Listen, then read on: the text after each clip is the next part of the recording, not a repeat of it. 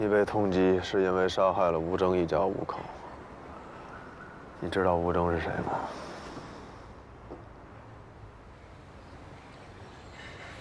说心里话，我都不知道怎么就莫名其妙成了杀害一家5口的通缉犯呢。你们哥俩信息不对称的地方还不止一处。吴征是我们的人，他是市局的卧底。他们一家遇害的那天早上，我们还通过电话。他跟我说有一个不得了的发现：长风支队被犯罪集团渗透了，而且延伸到了级别很高的程度了。吴征既然是市局的人，为什么会跟你通电话？越来越像你哥了。问得好，因为我是他的牧羊犬。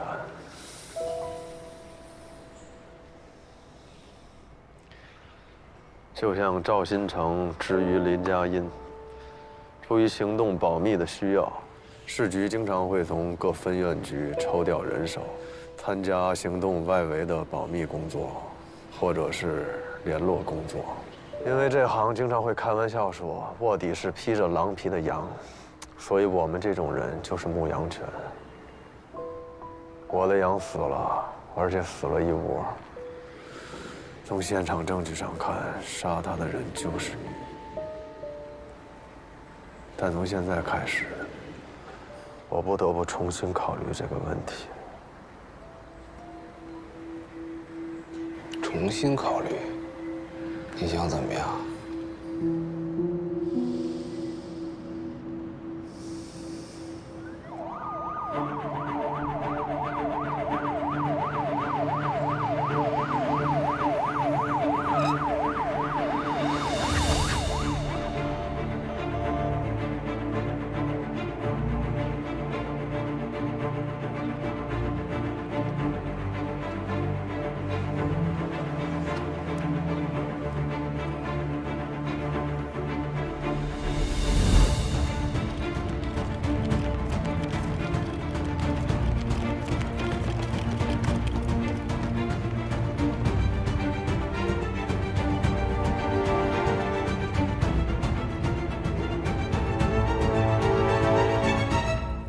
周旋，你因为被举报涉嫌谋害刘长勇副支队长，现在市局指派海港支队调查此案，决定对你采取拘留措施，带走。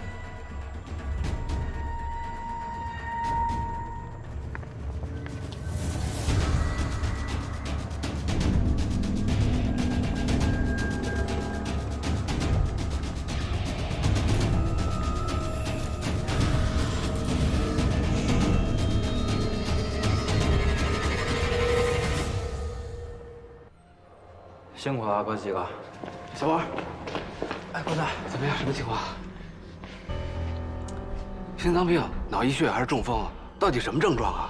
就是我们看到的时候就已经……哎，我知道了。可是现在，应该我去啊。那小周他……我没想好，这太突然了。你赶紧先回来吧。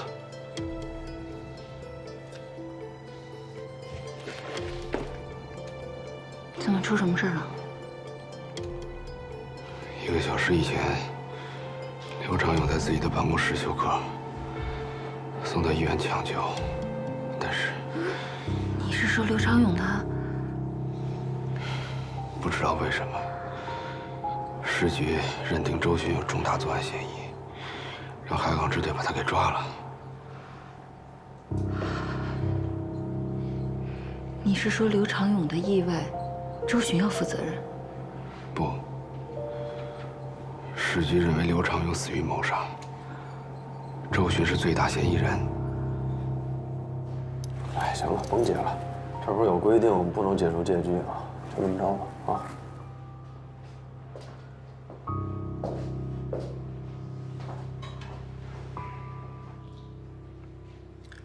姓名：周迅，年龄： 35，住址：长风区罗家里6号楼901。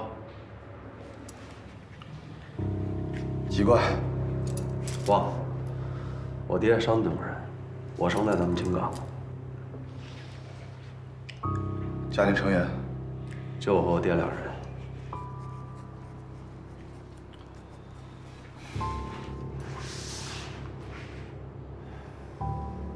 没事儿啊，该怎么问怎么问，你们不要有顾虑，做好你们工作就行了。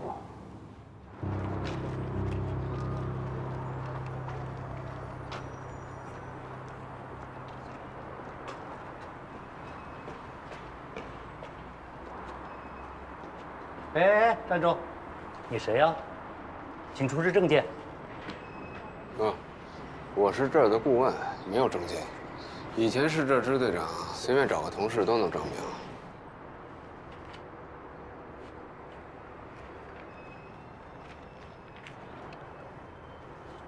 关洪峰是吧？你的顾问身份解除了，现在请你马上离开这里。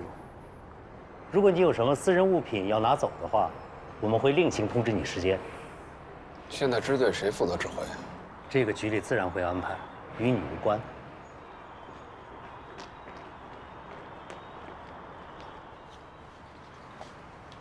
海港支队勘察现场。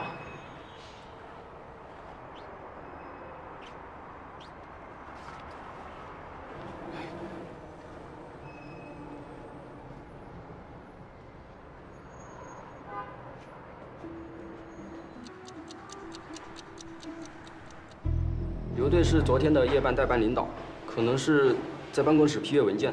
值班那天晚上，很多人都去配楼宿舍睡觉去了，办公的人差不多有10来个人左右吧。我刚上厕所回来，周队正在往楼上去，我还跟他打个招呼。我们也是听见他们俩吵起来，才知道周队没有走，也不知道他们是为什么原因吵起来的，但确实吵得很厉害。你有听到他们争吵的内容吗？就一句半句的，也没听太清楚。是什么？你他妈这是找死！大概就这一类的吧，应该都是气话。我拿着报告去找刘队审批，结果一进门就发现他倒在椅子上了。那个时候他就已经昏迷了。往救护车里推的时候，我注意到刘队的指尖有些发青，口鼻中有刺鼻的辛辣味道，牙床和舌尖出现了很多密集的小水泡，属于非常明显的中毒症状。18点37分，总队接到了长风支队的紧急举报，说副支队长刘长勇与原支队长周群在发生冲突后不久中毒昏迷，人已拉去抢救了。毒源锁定为他办公桌上放置的一杯花生奶茶。监控显示，刘长勇与周群发生冲突之后，周群离开，回到了自己的办公室。几分钟后，刘长勇离开，随后周群独自一人又回到了刘长勇的办公室内，并且停留了1到2分钟后离开，步行走出了刑侦大楼。与此同时，刘长勇回到了办公室，几分钟后，他晕倒在自己的椅子上。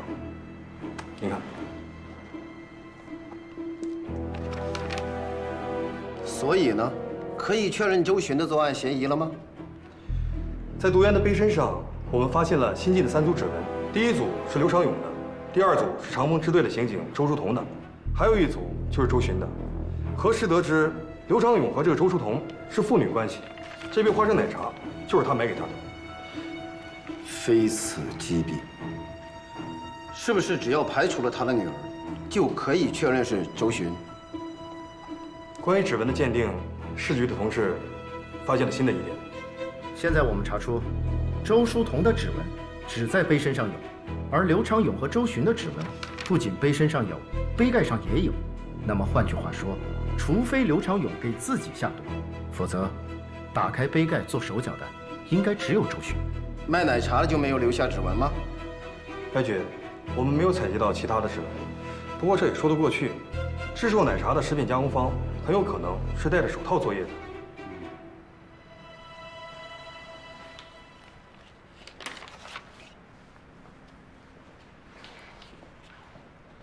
好的，我知道了。等有进展的时候随时联系。好的，关队，随时电联。叶方舟，肯定是叶方舟。你这么快就确定这事儿跟周迅没关系了？周巡这个大老粗，你要说他活活把谁打死，我信，但我绝不相信他会使用投毒这种小伎俩。更何况他是在自家的支队，到处都是监控，他又不是不知道。没错，这件事有很大的疑点，尤其是这刘长勇一上急救车，市局那边立马就接到举报，指向性异常明显。事关市分院局支队领导的生死，市局反应迅速，也在情理之中。宏宇向我描述过当时的情形，别的不说，他正和宏宇了解从长春调查回来的线索。当时他的表情、语态都非常的轻松自然，不像是刚投毒害过人的样子，对吧？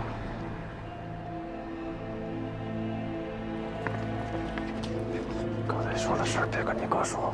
从之前有过2次意外之后，周巡就一直在暗中追查长翁支队内有没有被犯罪分子腐蚀或者渗透的情景。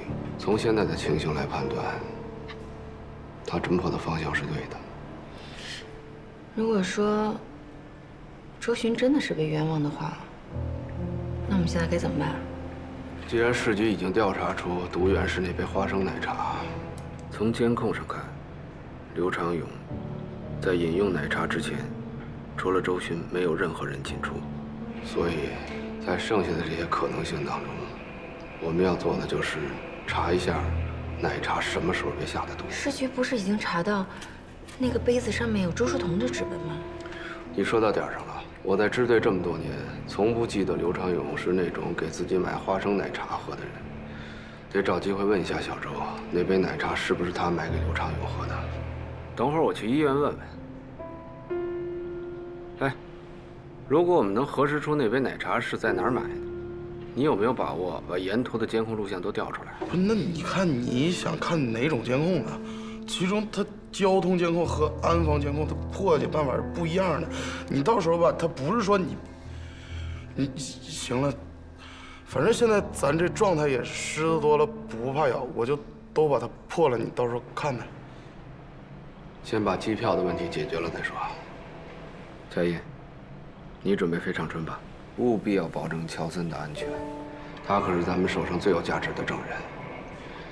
就目前情况看来，叶方舟这伙人已经丧心病狂，你要做好心理准备，随时陷入凶险。那倒无所谓。如果陷入你所说的境地，交战的规则是什么？等到了正面交锋的时候，咱们绝不能手软。就算为了对付他们，你最好不要变得和他们一样丧心病狂。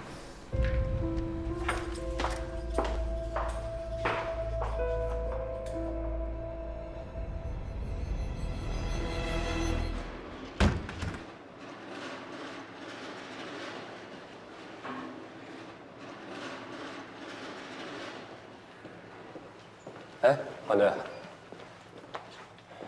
你们2个先到车里边等我。好。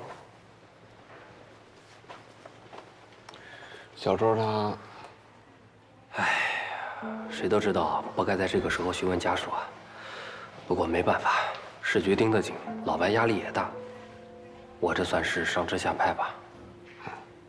还好你们没把他给定成嫌疑人啊。按正规处置啊，他是刘长勇的直系亲属，又是买送奶茶的人，所以嫌疑最大。不过也恰恰是如此啊，所以在最一开始就排除了他的嫌疑。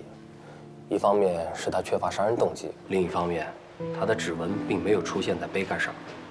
就算刨去这些吧，这孩子一直跟着你，你觉得他像是那种投毒杀害亲爹的人吗？我怎么觉得并不重要，证据才是最关键的。他怎么跟你们说？这孩子倒挺坚强的，脑子也清楚。据他的回忆，他是在支队南侧的85度C 面包房买了2个面包和2杯饮料，2杯饮料当中1杯是咖啡，1杯是花生奶茶，然后就开车回到支队，把面包和奶茶交给了刘长勇，自己回到办公室收拾了一下，就去食堂喝了半碗粥，然后就去佩楼的宿舍休息了。能确定那杯花生奶茶是被投了毒吗？技术队的初步检验结果是生汞混合物，不过和刘长勇中毒是否对症，还得等验尸结果出来。这不，法医正在征询他和刘队家属的意见吗？那也就是说，这杯花生奶茶从小周拿到手一直到交给刘长勇，这之间就没易过手是吗？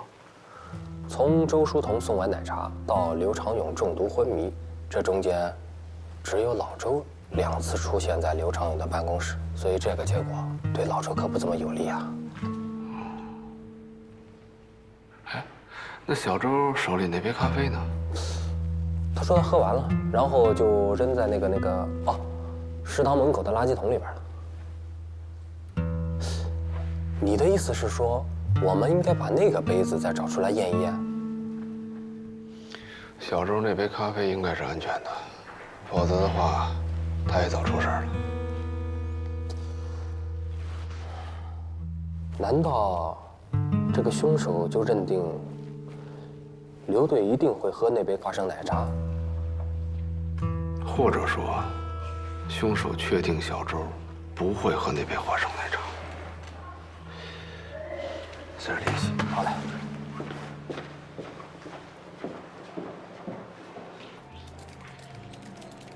哎，好了，你们看啊，这个人他来了，进去了，买完了，出来了，没了。那这能有什么帮助？看不到他车吗？根本拍不到。面包店门口它有盲区，它停在外面了。哎，花生奶茶之类的热饮是不是都是现调现卖的？对啊。哦，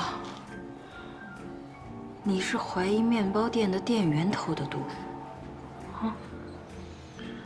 哎，你看这人怎么又回来了呢？这是手机落在里边了。不管是因为什么，他回面包店手里没拿着饮料。能不能找其他角度的监控？我想看到车。峰哥，这我已经尽力了。这面包店附近的交通监控、安防监控，所有的监控都在这儿，没有一个能拍到那辆车的。就包括你在他车里的时候也是这样。这个面包店门口，它这个监控就是有盲区。你这能怎么办呢？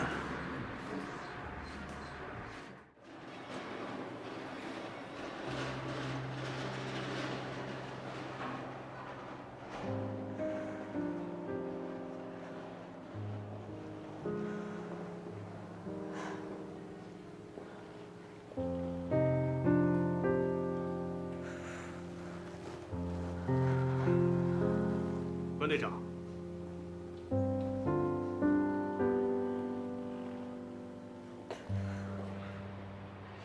黄队，好久不见。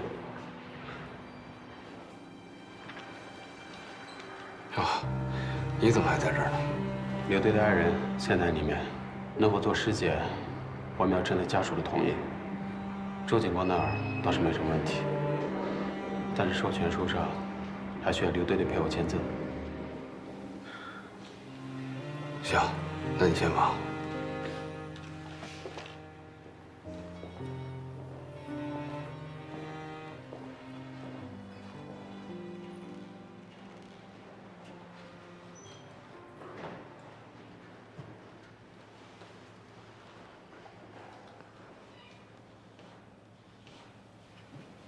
我记得和关老师办过的一个案子里，有一个被害人叫齐卫东。我在法医室的门口见到了他的女儿。和关老师学习的这么长时间以来，我已经知道，人在面临巨大的噩耗时，会经历否定、抵触、悲痛和接受这4个不同的阶段。那个女孩没比我小几岁，现在想想，她似乎不处于任何一个阶段，也可以说任何阶段的状态都有一点儿。她这么多年来，她盼望的就是能和父亲相聚。可结果呢，却派来一个阴阳两世的结果。而我呢，父亲每天都在身边，而我却从来没有把他当成爸爸看过。这么晚了干什么去啊？执行任务。别人去不行吗？别影响警察办案，请别跟着我，自己能搞定。我这不是都是一直想办法保护你吗？愿意接受任何处罚，不像您刘长勇这副官僚兮兮的嘴脸。你说你这种人能当上副支队长，简直就是我们支队的耻辱。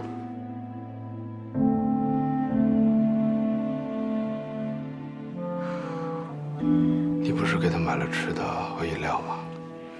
我想你们现在的关系肯定比原来好太多了。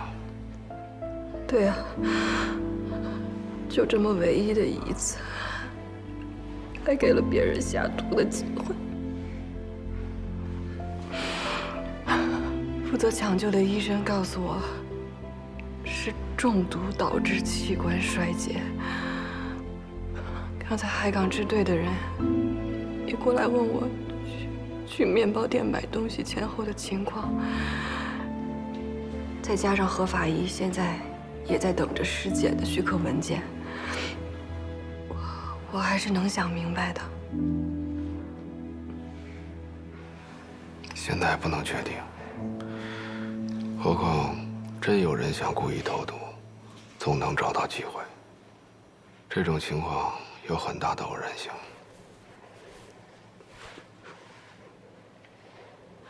当初他俩离婚，他又重新组建了家庭。妈妈病重了，没过多久也去世了。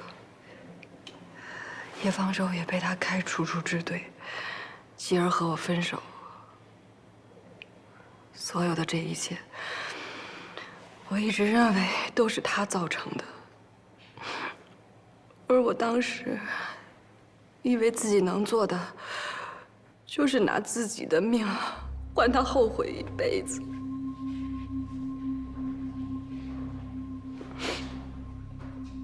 其实，他还是挺牵挂你的。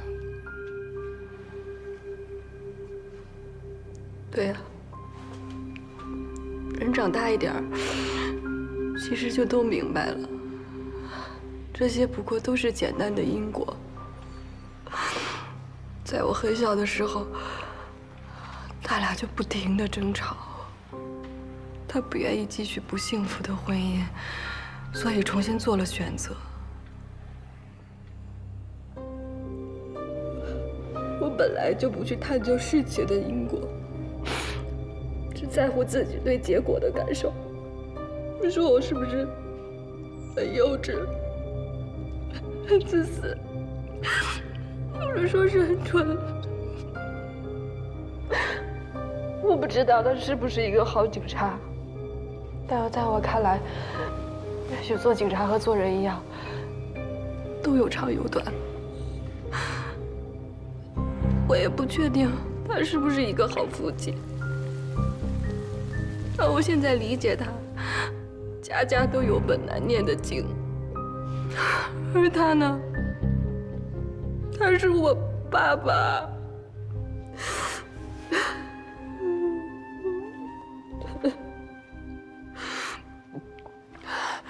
当初齐卫东的女儿恳求我，一定要找到杀害他父亲的凶手。可我不一样，我是一名刑警，我一定要自己把凶手找出来。干嘛？老周，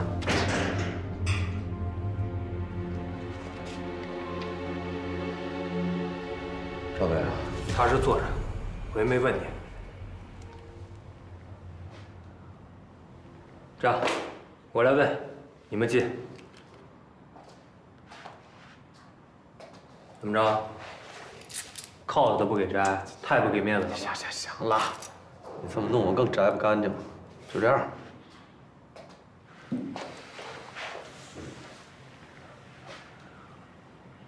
昨天晚上，你都干什么了呀？昨天晚上，昨儿晚上老刘出差回来，然后我让他帮我值个夜班，然后头6点我找他说点事儿，然后6点之后我就离开支队了，然后在门口碰见了老关，我和老关随便聊了几句，大概其就是聊了聊，希望他能继续回来当顾问的事儿。对，哎对，然后你们就来了，就把我带走了，我当时都不知道老刘出事儿了。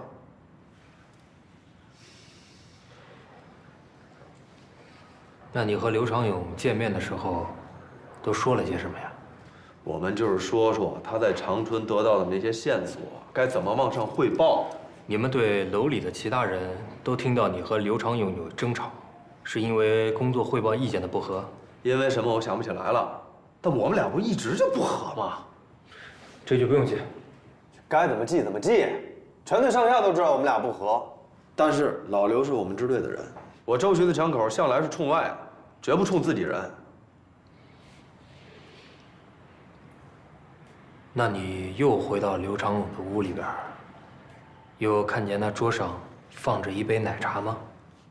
当时没有，我第2次去的时候，我才看见他桌上放着一杯喝的。当时我特别困，我以为咖啡呢，我打开一闻，不是啊，奶不兮兮的，我就放那儿了又。 那就是说，你承认你在和刘长勇发生争吵以后，又在他不在的情况下，单独的进入过他的办公室，对吗？我去的时候也不知道他不在办公室啊。你和他刚吵完架，你又回去找他，为什么呀？事儿没说完呗，还能为什么？然后你就离开了支队。对。 你们俩先出去一下，我和老周单独聊2句。车队啊，出去。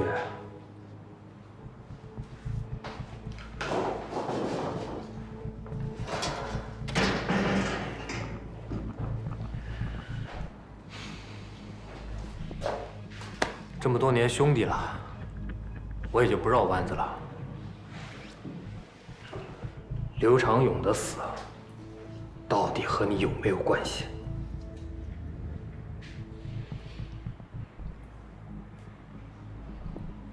有关。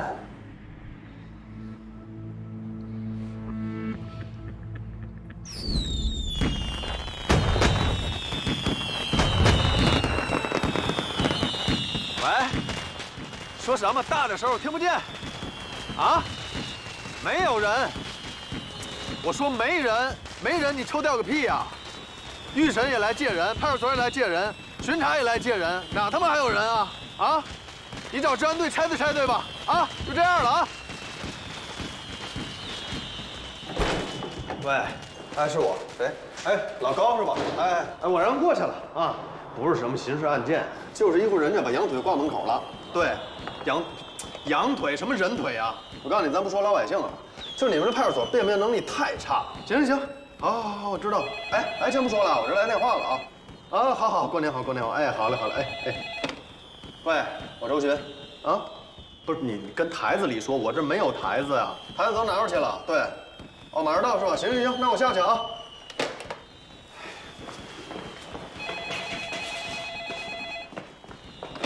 喂，我周巡，啊，我没受着啊，行，那我下去看看。哎呦，别提了，今儿接了6起纵火案，没有1起跟纵火有关系的啊。 啊，行啊，去，行嘞，好，派人，好，等着啊，去一会儿。周哥，刘队呢？刘队我不知道啊，是不是看春晚呢？没有，刚才市局那边又发了一个通告啊，幺零中心又给来一个案子，你说说。你帮我接个电话吧啊，我有个案子来不及了，我先下。哎，对了，快，啊，把你那台子借我使使，我这没有了啊，给我用啊，谢谢啊。哎，收到，回话。收到，听讲。啊。 远洋洗浴中心刚接到纵火报案，你们去现场看看，看是哪个缺心眼的把2踢脚崩到人房顶子上了。啊，哥几个辛苦了啊！哎，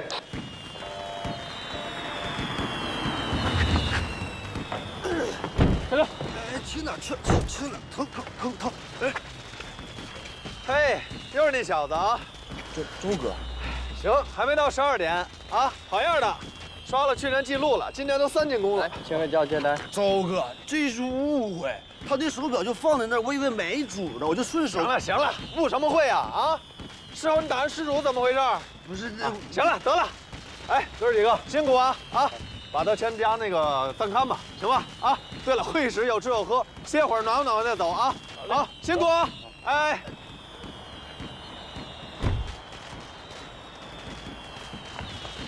哎，对了，刘队，那个小王刚才找您说市局有个什么通告要给您，回头再说吧。啊，好。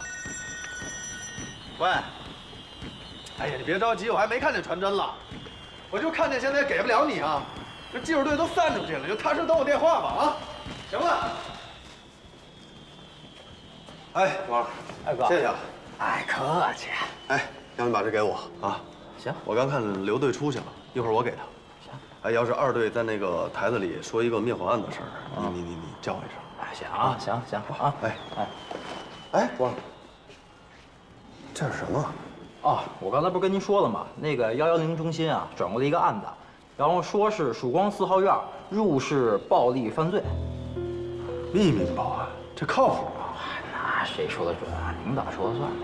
行吧，那回头我给关队打个电话。啊。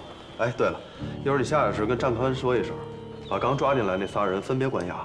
我一会儿下去问口供。行啊，放心吧。哎，走吧。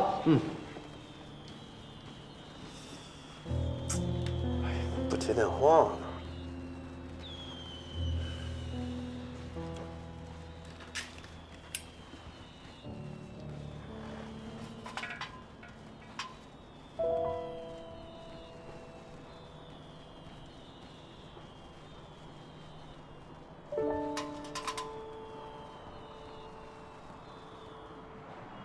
确切的说，从一开始，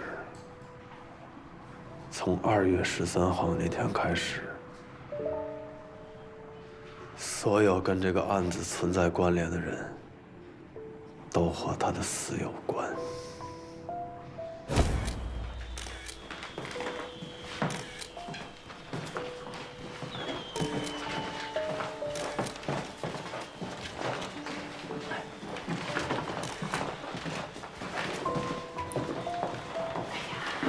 凶器啊，不可能是在这里面的，不用翻了。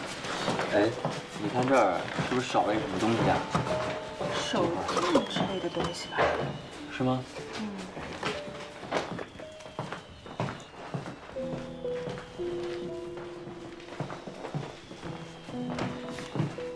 还没联系上关队啊？没有。你认识他？啊？谁？我不认识，不认识。哦。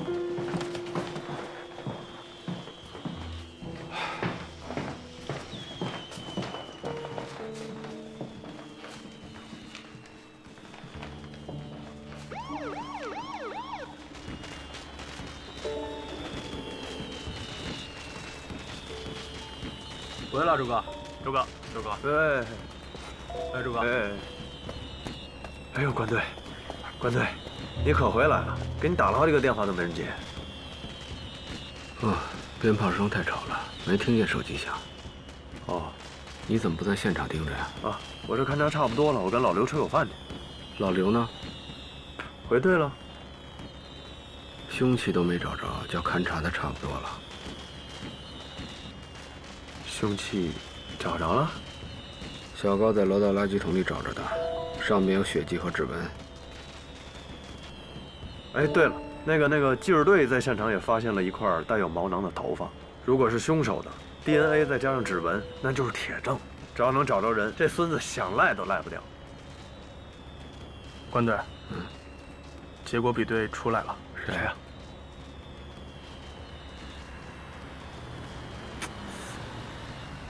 什么？看看。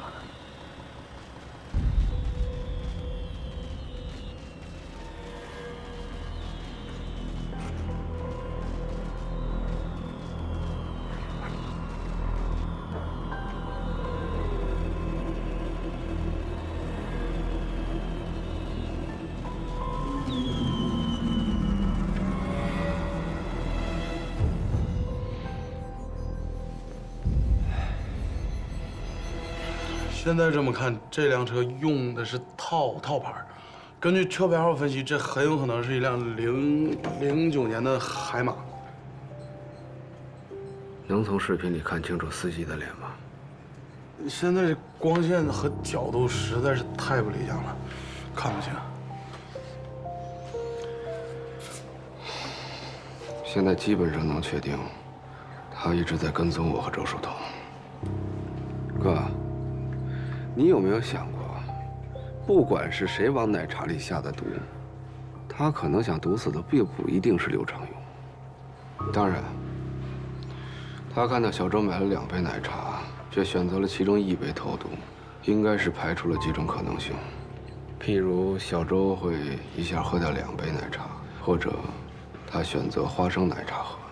他知道周书童无论如何都不会喝花生奶茶。要不你就再来一个花生牛奶。不用了，我吃花生过敏，一吃就长痘痘。遗传吧？啊？那倒不是，我父母都不这样，就我这样。所以说，他了解小周的生活习惯，甚至知道他吃什么不吃什么。从动机上来看，这杯奶茶不是想毒死我，就是想毒死周巡或者刘长勇。为什么呀？因为周书童的办公室里有很多的同事，你去待一段时间就知道了。要买的话，每人买1份，要不就干脆不买。他只多买了1杯奶茶，恐怕是给某个领导。从隶属关系上来推测，关宏峰的可能性最大，而且他也不在意毒死其他人。你说，周书童回去取手机，来回来去也就1分钟啊，凶手是在这个时间下的毒吗？应该是。开警车外出，不锁或忘锁是常事儿，因为开的是警车嘛，总觉得一般人轻易都不敢碰。再加上武器和步话机都随身带着，里边也实在没什么可偷的。姓叶这小子，我真是见缝插针不拉空啊！不是，但是现在咱们还不能确定这车里坐的人是谁呀？就这段时间，我们追的线索基本上都跟他有关。首先是王志革在押送途中被劫走，随后袭击支队，而王志革后来袭击支队用的那支枪，是我2年前和500遇袭时丢失的一支警枪。这起事件到最后，安婷因为被周巡看出马脚，想杀周巡，反遭击毙。而安婷死之前，最后见的人就是叶方舟。而且不要忘了，这个曾经化名为安藤的安婷，是洪宇被陷害那个案的所谓的目击证人。到了金山那档子事的时候，叶方舟为什么要跟着你啊？这个点我一直也想不明白，但是毫无疑问，他对这个事儿很上心。刘长勇之前循着线索一直追到了吉林，并且找到了金山他们那次军火交易的前客乔森，而乔森则以手代笔写出了元凶的名字。哎，你说他设计这么多事儿，目的是什么呀？这些事儿不是他策划的，他只是个执行者。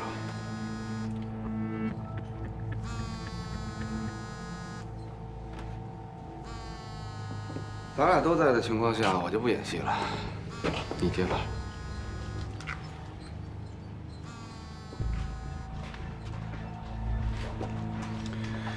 这些事儿的规模牵扯到非常复杂的情报来源、人员调配。叶方舟只是个小崽子，光凭他做不到这份上。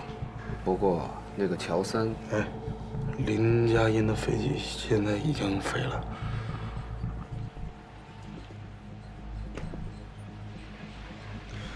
市局指派施广陵降任长风支队，他现在是管事的。我记得你跟我说过，他以前是从长风出去的。现在局面这么难看，派个老手来坐镇，也说得通。刚才是他亲自给我打的电话，关宏峰顾问的身份又恢复了。